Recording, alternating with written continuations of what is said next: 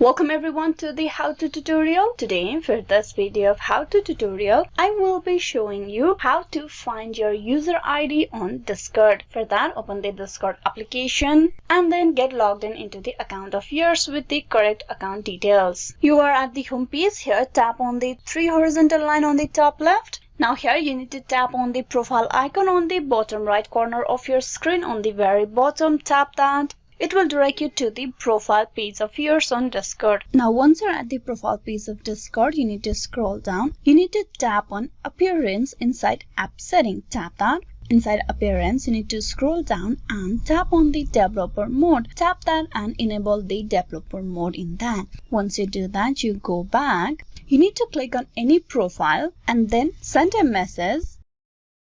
Tap on send.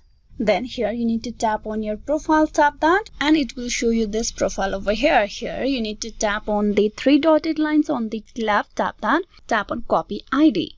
ID has been copied. Now if you again paste it over here, tap on paste, you will find a series of number. This series of number is your user ID of Discord. So this is how you can find your Discord user ID. Hope this video was useful. Please like and subscribe the how-to tutorial. Thank you for watching till the very end.